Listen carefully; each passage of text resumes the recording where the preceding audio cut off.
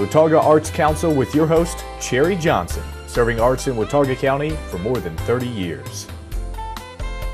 Hi, I'm Cherry Johnson, Watauga County Arts Council, and I want to kind of introduce you to a whole new direction. The Arts Council, let me go back and say that we are in the Blue Ridge Art Space. I think you know that. And in that space, we have some meeting space, and many arts groups are discovering that they can come and have their regular meetings there. One of those is High Country Writers. And so through High Country Writers, or through a meeting that they had, I met the lady that's with me today. This is Danielle. Let me see if I can say this. Bussone? Bussone. Ah, I got it. And she, well, I told her she has a checkered past. She had originally been a painter back in the day. And you were a full-time professional painter, is that yes, correct? I was a professional artist. Okay, right. and you had studied in various places around the world, I think you said. And I've shown in Tokyo. I've shown in Europe. I've you know, and of course across the United States. I was a realist, and I am still a realist painter. I studied with a very fine painter in France at École Albert de Foix, and it was an atelier, and we were a group of realist painters. So I got a very good education there. That's cool. But then you retired the paintbrush, or mostly retired it? I haven't picked it up again. I'm not saying that I never will, but my life is so busy now. You've taken a new direction. It has. I've taken a new direction. I became very ill, and I had a surgical procedure where the doctor cut the wrong thing. And everybody's nightmare. That's right, and he nearly killed me, and it took me, for 5 years, I spent most of my time just trying to survive. I had many hospitalizations, many procedures, and many complications, and several of those were life-threatening. Wow. Yeah. So it totally gave you a whole different perspective on life and changed your time that you had to give, too, and energy. Because I'm sure that you did not feel like painting at that point. No, I couldn't paint. I simply didn't have the strength. 6 years ago, I was so frail, I couldn't make it down a grocery store aisle holding onto a shopping cart. I had to have a 94-year-old friend of mine do my shopping for me because I simply couldn't do it. That's interesting. That really makes you feel helpless, doesn't it? I was helpless. I was absolutely helpless. So then, tell me how this all came about. Now, you were very ill. You finally discovered something that made a big difference in your life. Well, I had a lot of. I was left with a lot of pain. I had terrible gastric pain from several abdominal surgeries, and there just didn't seem to be any end in sight. And I reached a point where I thought, if this is going to be my life, then I just don't want it. And I had a friend introduce me to a book by T. Colin Campbell called The China Study. And this was about the largest cohort study ever done on nutrition. And the scientists in this study looked at populations that lived very long lives that were virtually disease-free. And what they discovered that these populations had in common were that they lived on a vegetarian diet and with little or no animal protein.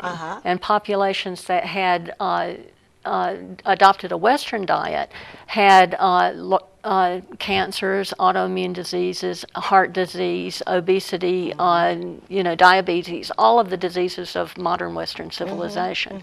And so, and another thing that really piqued my curiosity in this book was that Campbell did some research with rats in which he was literally able to turn cancer on and off and on again. That's fascinating. It was fascinating. And he did this simply by adjusting the amount of animal protein that he fed them. And so, in addition to my other medical issues, I had also had skin cancer. I'd had a melanoma, which is a life-threatening cancer, and carcinoma. And so I realized that it was time for me to change. And so I immediately went on a plant-based diet. My husband and I got rid of every animal product in our house. And in one day, the gastric pain that I'd been suffering from for for months, it simply went away. And within 3 weeks, I was off of blood pressure medication I'd been on for 12 years and was expected to take for life. Wow. I no longer had acid reflux. My cholesterol dropped to a healthy low. All this in 3 weeks?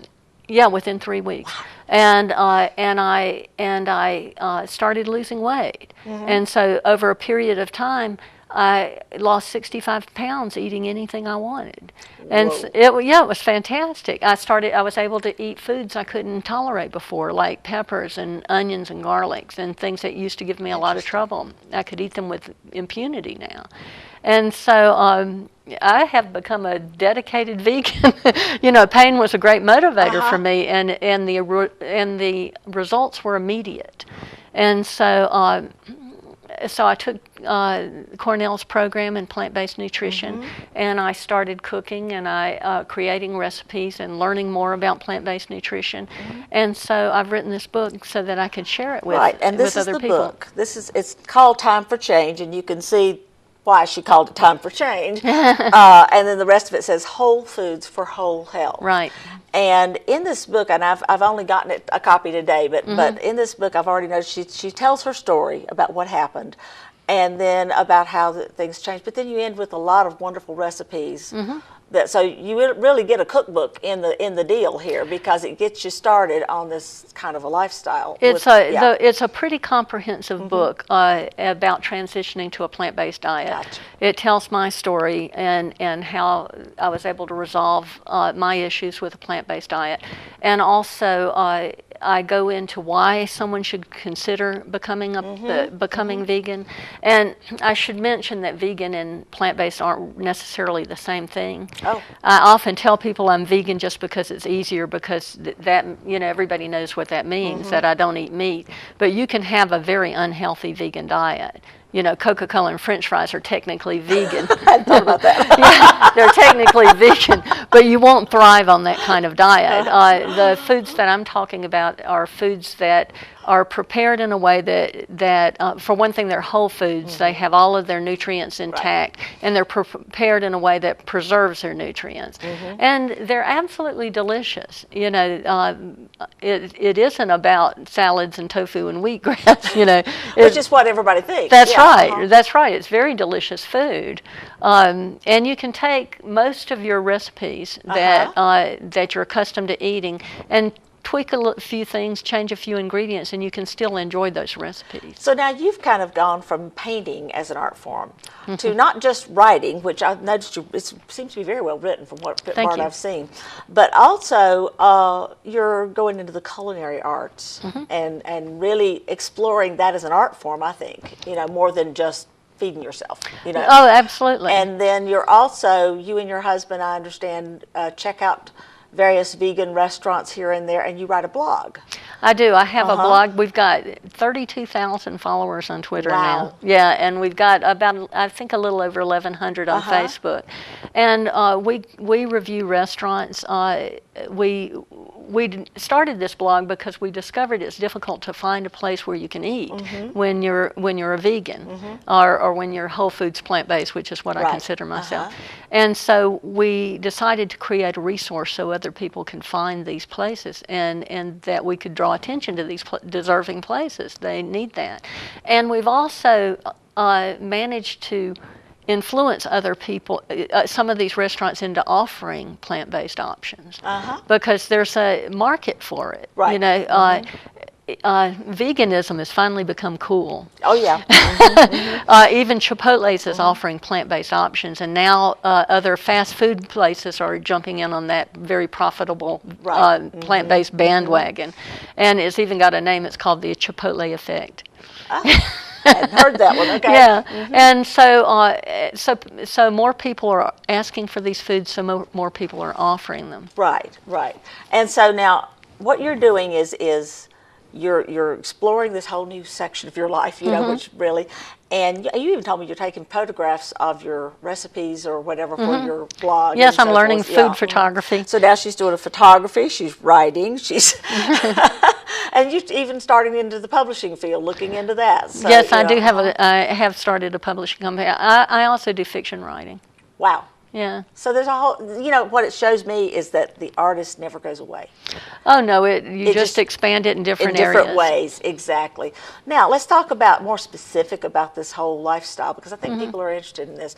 first question I want to ask you is, what happens when you change? What does your body, I mean, you had good effects, but how did it feel? Well, there are two ways that you can go plant-based. You can do it all at once. I call it the tortoise and the hare. You know, you can do it all at once and go cold turkey, so to speak, which may not be an appropriate term for plant-based, but seriously, we got to think of a new one for that. So, which is what I did, and I did it because pain was a big motivator. Now, you can have some side effects to that. Your body can go through a detox process, which could take up to 2 weeks to recover from. It's like having a mild flu. Well, and it's like I told you, when I went off of caffeine during a pregnancy, there was a definite period there where I did not feel good. You can feel uncomfortable for a couple of weeks. It's recommended that you eat beans every day because they're so good for you. And my husband will be glad to hear that one. Beans are very, very good for beans. you. And they help with digestion. They help lower they help with the sugar spikes. Right. Beans are fantastic for you, but of course, you know, beans come with gas. But once you get accustomed to eating beans every day, that problem goes away. But you can also do it slowly, even if you're only, you know, you have to do it in a way that is comfortable for you and sustainable for you.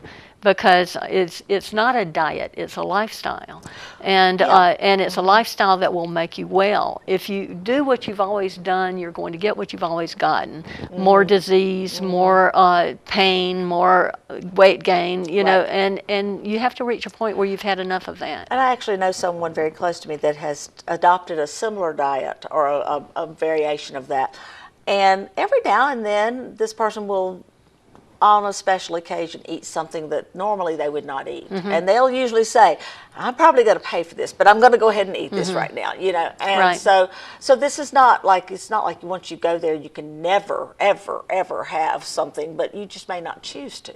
Well, that's right, because you'll find that your body has its own wisdom. We've just crammed it full of so much junk that it can't get a word in edgewise.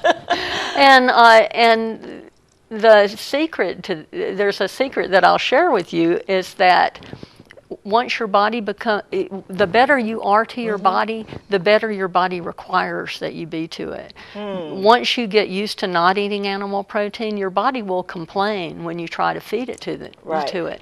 And also, the more you choose products without animal food, you know, more you choose plant-based or healthy products, the more you're likely to start craving them, and the better you'll feel, and the more likely you're going to want them again and again. You lose your taste for animal protein very quickly. Interesting. It took me 3 weeks. And after, you just had no desire for it. I not only had no desire for it, it was completely unappetizing. And I think you could put a gun to my head today and I wouldn't eat a piece of meat. I absolutely don't want it, and I know how harmful it is to my body, to all of the cells in my body. Everything improves when you get animal protein out of your system. That's interesting. Really fascinating. So now you talk about plant-based and vegan, and you said there's some differences? Well, the difference is that, you know, and I explained before, the difference is that eating whole foods in there, and these don't have to be raw. You can certainly cook. You know, a lot of people think you have to go raw, and you don't, because a lot of foods don't even release their nutrients until they're cooked. Like tomatoes don't release lycopene until they're cooked. And but all my raw tomatoes aren't helping me on that. Well, they're good, and they're not going to hurt you. And they still have fiber, and they still have other nutrients. And but the thing is you just want to eat foods that still contain all their original properties. Like you don't want to eat white rice because everything's been stripped from it. You don't want to eat white flour because everything's been stripped from it. So you eat whole grains. You know, whole foods. Now. You talk about going out to restaurants and that kind of thing, and you said it's getting easier to find this kind of food. It is, and if you don't, you know, it's better if you learn to cook for yourself, because studies show that people who prepare their own foods at home live longer and healthier than people who don't, regardless of the kinds of foods they cook. Because when you cook for yourself, you know what you're putting into your food, and you automatically make healthier choices. but if you know yourself well enough to know that you don't want to cook, you're never going to go near a kitchen for any reason, then you can at least look for healthier options when you're out. Right. And there are a lot of restaurants that now offer delicious, healthy options. In this area, Hobnobs is a great place to get. That's a great place to get a good vegan meal. Mint is a good place to get a good. They have a huge selection of delicious vegan foods. Thai restaurants are good places. Vietnamese, I don't know if you have that in this area. I'm not aware of one. But ethnic foods are fantastic because a lot of these cultures have fasting days in which they're not allowed to eat animal products, so they already know how to make these wonderful foods. You don't have to go in and say, can you make something vegan for me? It's on the menu. I get you. South India is largely vegetarian, so Indian restaurants are a sure place where you can get good vegan foods. Now here's a challenge for you. I work very strange odd hours and long hours, and many times I'm eating at my desk. What options would I have in this besides a salad? Which I do a salad a lot, but besides that, what other options can you think of that I could do that's not a pre-prepared food or something, if I haven't had the time or the luxury of fixing it home and bringing something to warm up? You know what I'm saying? Well, I think if you're not going to prepare it yourself, then obviously you have to get it from somewhere. So I would just go get takeout at one of these great restaurants. Gotcha. Okay. Do the grocery stores offer anything in that line that's a something you can? Some do. Earth Fare often has vegan takeout. Right. They have a whole bar of things that you can pick and choose from. I don't know really of other places in this area. Well, and I'm thinking about things like peanuts are a good option. Oh, that's a good energy source when you're busy and working, and almonds especially. Certainly there are trail mixes and things like that you can that are get. nutritious and good for you, and not full of anything else you don't want. I was telling her that I had watched a special recently that really wasn't currently aired. It was an older special on sugar and the amount of sugar that's in our diets, and the sugar that is hidden that we don't see or taste, or we don't realize we taste it, and how that a lot of it's there to entice us, to get us to eat the product. My brother works with us. My brother works in D.C. and he works with a man who recently lost a huge amount of weight, and he asked him how he lost it, and he said, I gave up sodas. And that's all he did was give up sodas. Yeah, this special talked about how much sugar was in just one soda, that you would drink, and it was pretty astounding, So, and I think that the major food producers need to work with us on this, and give us better options. Well, the way to make those changes happen is by voting with your wallet. If you refuse to buy these foods, they'll disappear. And if you demand labeling, proper labeling, if you demand labeling for GMOs will disappear. Genetically modified organisms. In Europe, they're gone.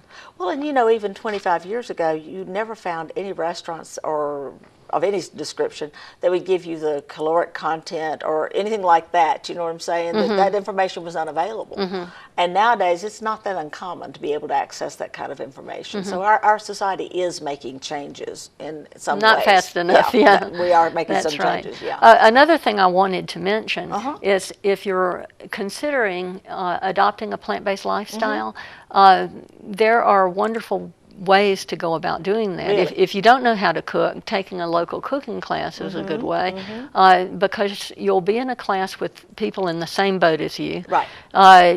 And you'll learn to work with new ingredients that you've never experienced before, like quinoa and black rice and chia seeds. I had no idea what those things were or how to use them, and you get to eat your mistakes. Whether you like them or not. And you learn new cooking methods. But another way is to join a local vegan meetup group. That's right. You told me that there was such a thing in Boone now. There is a fantastic, as a matter of fact, it's the best one I've seen, and it's called Veg Boone, and you can go to vegboone.com and see when they're having a local potluck. It's free. The cost of your meeting is just a potluck dish. You bring something that's... Would you be intimidated if you don't know what you're doing on this? Well, if you really can't cook, go to Earth Fair and pick something up. They'll have something. Okay. But you bring a dish that will feed 6 to 8 people. And it's fantastic because you'll walk in and there'll be a spread of something like 30 dishes, and everybody brings their recipe. So you know what it is that you're eating. You know what you're eating. You know whether or not you like it. And now you have the recipe, so you can go home and make it yourself. That's one of my big frustrations, even at covered dish meals and so forth, is that, you know, it's great, but what is it? Yeah. You know? Yeah, and there are people who have gluten sensitivities, and you can't use honey, you know, even honey. You can't use honey as a sweetener, no animal products at all. And but it's a fantastic way to meet people who are, you know, like-minded people. They're very supportive. You don't have to be a vegan. You can be just veg curious and come to one of these meetings. It's run by Jeannie and Larry Kaiser, and they're fantastic people and very welcoming. Nobody's pushy. Nobody's going to try to force you to do anything. Or check to see if you ate something wrong. Well, you won't be bringing anything wrong to this group, but it's a fantastic group of people, and they're from all walks of life and all ages. A lot of young people there, and a lot of older people there. So. Now, and I know this sounds a little bit like a silly question in some ways, but I'm sure there's a cost difference in buying prepackaged whatever it is and having to cook from really pure ingredients and really carefully chosen ingredients. Have you noticed any difference? Yeah, there's a huge difference, but the biggest cost is in doctor's bills. Right, you know, and medicines. And That's medicines, a good point. right. There is a big difference, especially if you buy organic, which I recommend everyone does, because if you're buying conventional products, you're essentially buying poisons. And there's a website you can go to called EWG.org. It's Environmental Working Group, and they have the Dirty Dozen list, and they'll tell you on that website which fruits and vegetables has the most pesticide residue on it.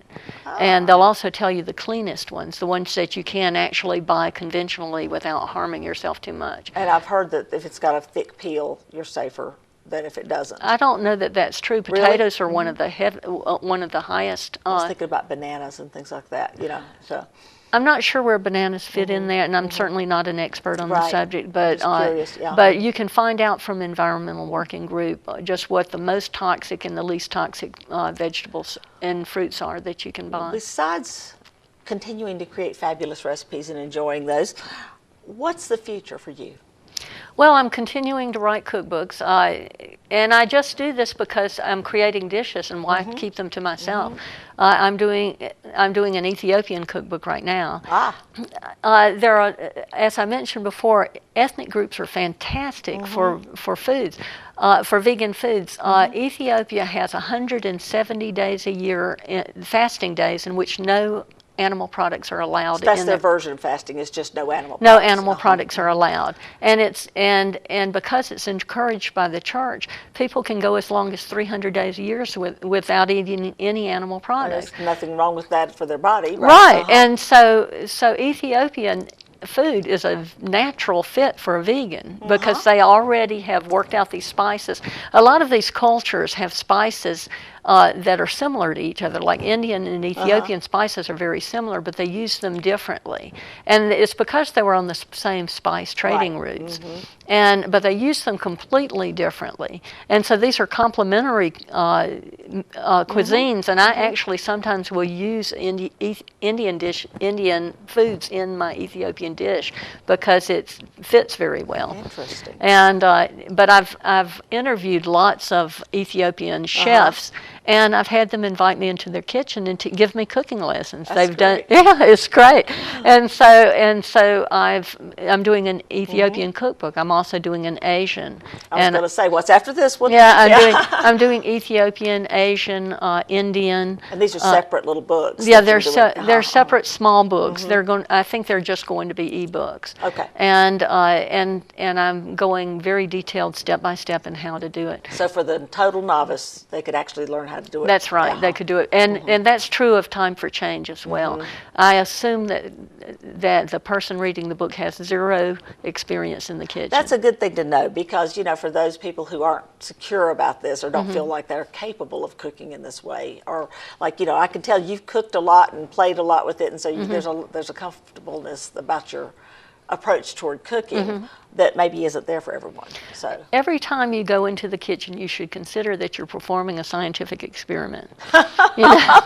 Sometimes they'll work out, and sometimes not so much. I can remember a few of those experiments over the past years. But you're performing an experiment, and sometimes they'll work out, and sometimes they won't, and don't worry about it. And sometimes you do it what you thought was the same way you did it the last time, and it still doesn't do the same thing. And the marvelous thing is that you'll have happy accidents. Well, I do this all the time when I eat in a restaurant and say, oh my God, this was so good, I have to go home and make it myself.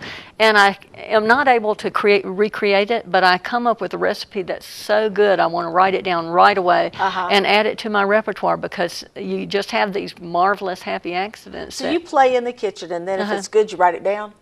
Right. Well, I write it down anyway. Okay. My husband has actually taught me to do that because I say, no, how did I do that? And so I write it down anyway. And if it turns out that it doesn't work out, then maybe I'll toss that one and say, okay, let's start over. You have a file of, don't do these. Yeah, or this didn't work, don't do this again, So, yeah, but there are really fantastic dishes. I make a clam chowder. It's not a clam chowder. I call it New England clamless chowder. Clamless. Yeah, clamless chowder. And it has the creaminess and the mouthfeel of eating clams. I use shiitake mushrooms. And they look like clams. They have the chewiness of clams, but of course they don't taste like clams.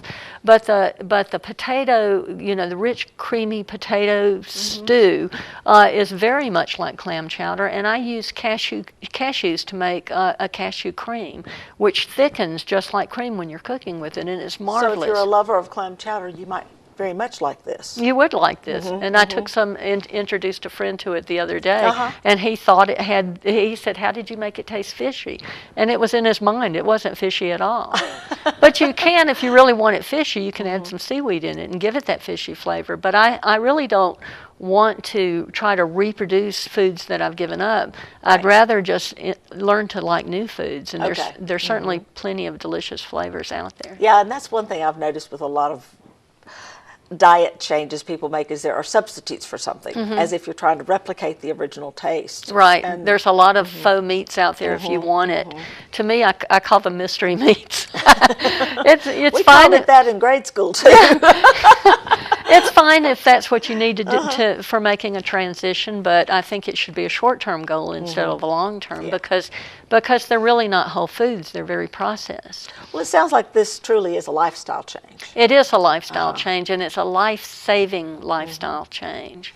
And I think it's fascinating that you're taking your artistic personality and the creativity that's in you, and you're turning it into something in a totally new direction, but yet it's still creative.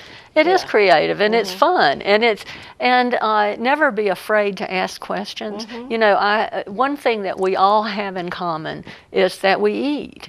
And people love to talk about food. They love to share recipes. When I go to a grocery store, I'm always looking in other people's baskets, and I say, hey, what are you going to do with that?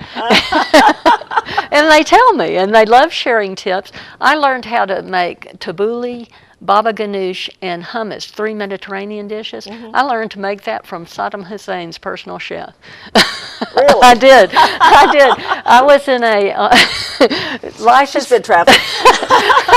Life is stranger than fiction. I had gone to a neighboring city from where I live, and I was buying a chair I'd seen advertised, and the man who was selling me the chair was telling me about this delightful Mediterranean restaurant around the corner, which I had been to many times. I love that restaurant. And he told me the chef had been Saddam Hussein's personal chef.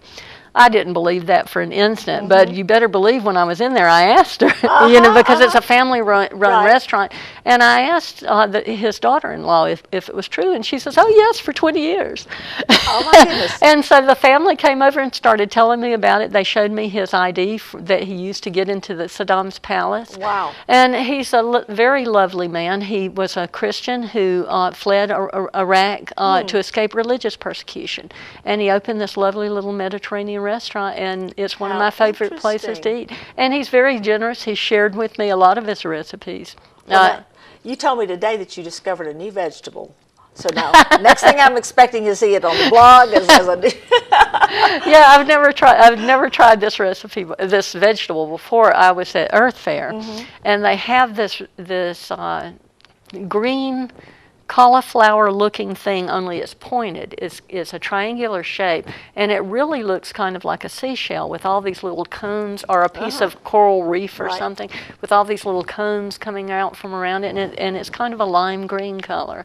And I just thought it was interesting. Of course, I had to buy it. It's called what? I think it's called Roman cauliflower. Interesting. So next, you're going to tell us all what to do with that, right? I'll figure something out. But it's wonderful working with different cuisines, different spice blends. When you get comfortable with it, you can try adding more of these things that you've never heard of. And the more you get comfortable with things, the more you can add. Right. And so it's really not daunting. You can start out with simple things. Like when I first started, I started with things like red beans and rice, and then I'd throw some vegetables in with it, or I would make pastas with vegetable sauces instead of meat sauces, and a lot of veggie burgers or veggie sandwiches. Right. I had a builder come over to my house, a contractor, because he was giving me an estimate on a sunroom that I wanted to make out of my little porch, and I gave him the job, and he and his son-in-law came over for 2 weeks, and so for 2 weeks I fed them vegan food. Now these are meat and potatoes guys, and I knew that Tom was Italian, so the first thing I made for him was a calzone, and I stuffed it with a vegan ricotta cheese that I had made, and I put pineapple and mushrooms and Kalamata olives and artichoke hearts and roasted just stuffed it full of wonderful vegetables, and he and his son-in-law just went crazy over this. I'm trying to think of the son-in-law's name. It just jumped out of my head, but they just absolutely went nuts over it. And so every day from then on, they came into my kitchen first thing and said, "What's on the menu today?" And I fed them Indian dishes, and there was one particular, Harrison was his son-in-law's name, and he's a 22-year-old kid. And I made him a sandwich one day, and it was a vegan sandwich, and it had all of these soft vegetables juxtaposed with a crunchy fermented vegetables that I'd made. It was sweet and soft vegetables like beets and sliced sweet potato and avocado, and then I put these crunchy sour vegetables on top. Interesting. It sounds bizarre, but it's really delicious. Those flavors meld, and it's wonderful. And I put it on a homemade whole grain bun.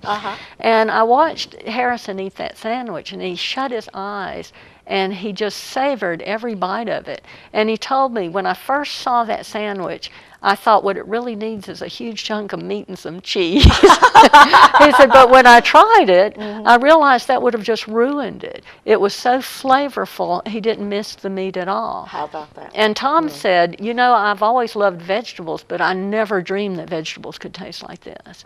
And that's what we hear all the time. That's interesting.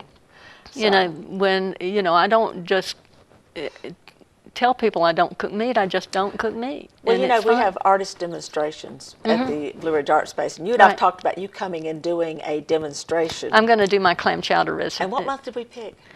I think it's March. Oh boy. I think so. Soon. I think it's March. I think so. It's on my calendar, but I can't. That would be March the 14th, and so. I'm not exactly sure, but I think it is March. I think you may be right. Yeah. And so, boy, it's great that we know our calendars that well.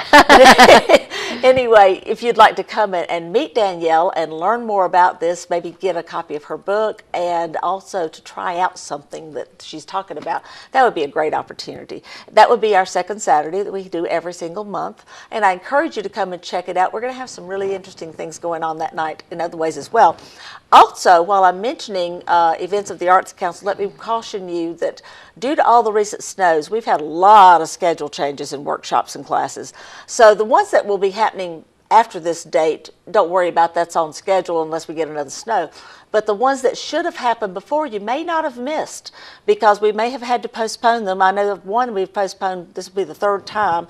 So, you don't know what the weather may have done to the schedule. So check our website, watauga-arts.org, and you can find information about the current things going on, and you can also find a link over to Danielle and learn about all the different things that she's doing. And Danielle, thank you so much for joining me. Well, thank you for having me. It's been a lot of fun. I'm looking forward to this sampling opportunity. All right, and thank you for joining us. Again, check our website, watauga-arts.org, for information about this and a lot more.